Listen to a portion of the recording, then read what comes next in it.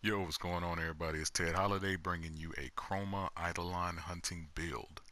Um, there are a lot of there's a lot of frames that can be useful when it comes to fighting Eidolons, but I think by far the star of the show is Chroma at this time until someone has usurped him from that spot when it comes to damaging Eidolons.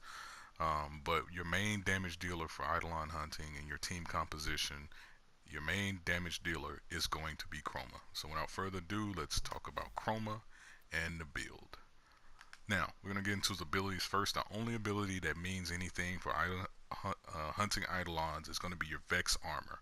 You'll see there the duration is 50 seconds, which is a good time for me. The armor increase 845% or 8.45 times the current armor, which is, that's cool, but that's not what we're after when it comes to doing damage. Excuse me. The damage increase percentage is 472 or 4.72 times your damage, and that goes for weapon damage. So as you can read there in the Vex armor description, when shields are hit, Chroma's armor gets stronger. That's where the armor increase comes from. And then when his health takes a hit, his weapon damage increases where the damage increase comes from. So the damage increase for your weapon is the only thing that you need to be concerned about. And that comes from power, ability power, and ability strength. And we're going to talk about that right now. So if you take a look at my setup, I run corrosive projection simply, and this can be changed out for something like energy siphon. If you, I run the Xeneric tree, so I'm constantly giving myself the energizing dash. So I don't really have a problem with getting energy back. But if you don't run the Xeneric tree, or you don't, energy siphon will suffice there just fine. Hopefully, one of the people on your team, your squad, is running corrosive projection. If not, it's not a big deal. But throughout this whole build, you will see a reoccurring theme, which is strength number one, and then duration number two. Everything else is put on the back burner as an afterthought or more of a luxury. Some of these mods can be interchanged. This is the build that I've chosen, and there's actually mods that you can swap out to make it, more power, a little bit less duration, or things of that nature. The choice is yours. This is my build that I use, but you can tailor this to however you like. I've chosen a Prime Flow mod. You can use a 5 rank mod. It works just fine. You just need enough energy in order to give yourself the Vex armor. That's all you need. I just happen to have a Prime Flow mod, and it fits nice and neat because some of my mods aren't that heavy. I have Augur Secrets, which is one of the newer mods you get from the bounties and the plains. That's ability strength. I have Vitality mod here. And the reason I have that is because when I self damage to get that damage increase, you can sometimes kill yourself, to be honest with you. But if you, and just to make sure that I don't kill myself, I have vitality there.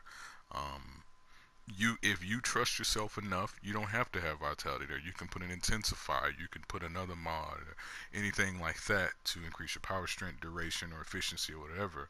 I choose vitality because I don't want to kill myself. Narrow-minded, duration, and next up you have continuity, duration. So like I said, if you don't, you know, somebody, I have a small mod because my duration is 50 seconds, which is already plenty. Um, Transient Fortitude for strength.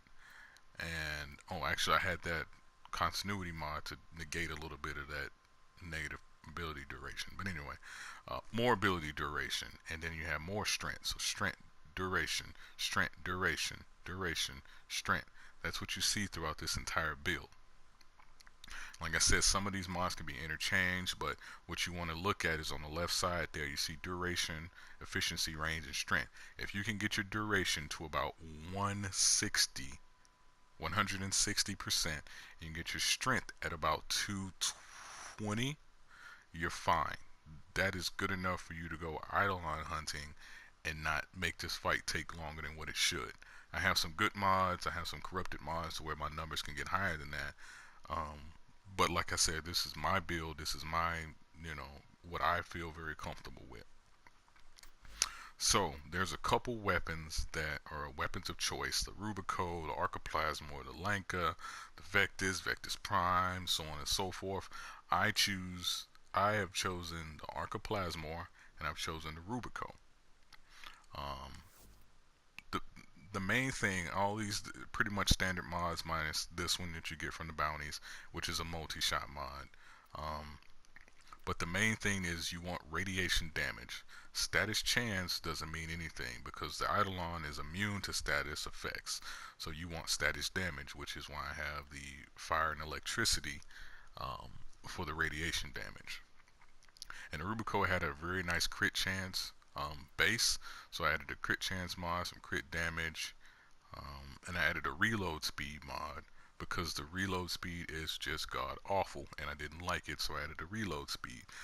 Some of these things can be interchanged however you want to do it. The choice is yours. This is my layout and this is how I roll. Um, so that's that. Then we're going to talk about the Archoplasmor.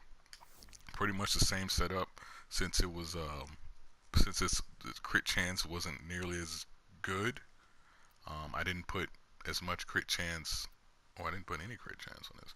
So anyway, it's typical damage mods, multi-shot mods, damage, multi-shot, so on and so forth. Radiation. I have 22,800 radiation damage. Radiation, damage, multi-shot. That's what you want on your primary weapon because the radiation is what the Eidolon is weakest against. Radiation, damage, multi-shot. So first we'll look at the Rubico. We're going to do a quick test. We're going to do a pre-buff test and then a post-buff test so that you see the difference in the two. We're going to spawn 10 enemy elite lancers.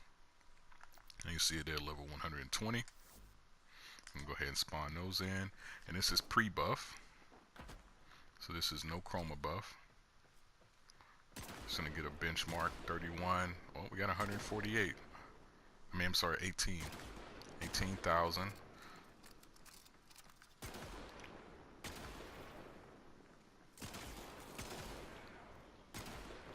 So we saw 18,000 in there. So we can say that this safely, we can say that this is going to hit, let's just say some of your mods are different. Let's just say this is going to hit somewhere between 5,000 and 20,000. Let's just give it that range, okay? 5 and 20,000. Spawn those guys back in. Now let's go buff. Do my self damage, get myself up. Sorry, I should have reloaded my weapon sooner.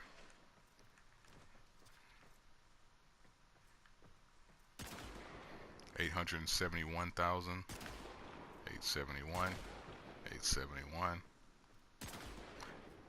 1.4, no crit there. And this is all while not zooming in, by the way. 871, no crit.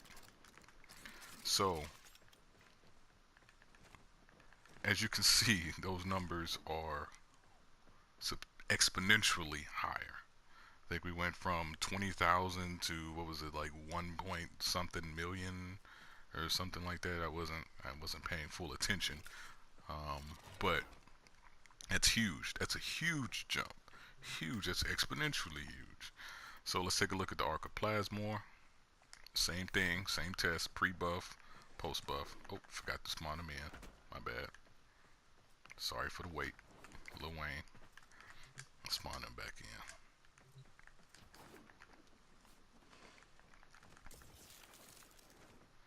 So,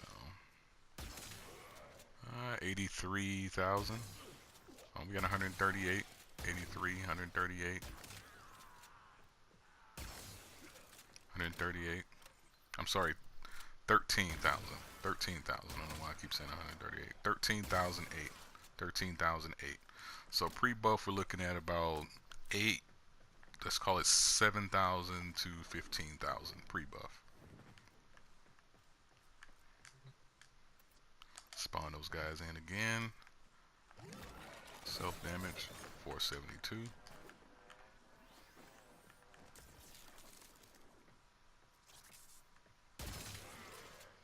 $356,000 non-crit, 713,000 non-crit, 653,000 non-crit, 4.3 million non-crit.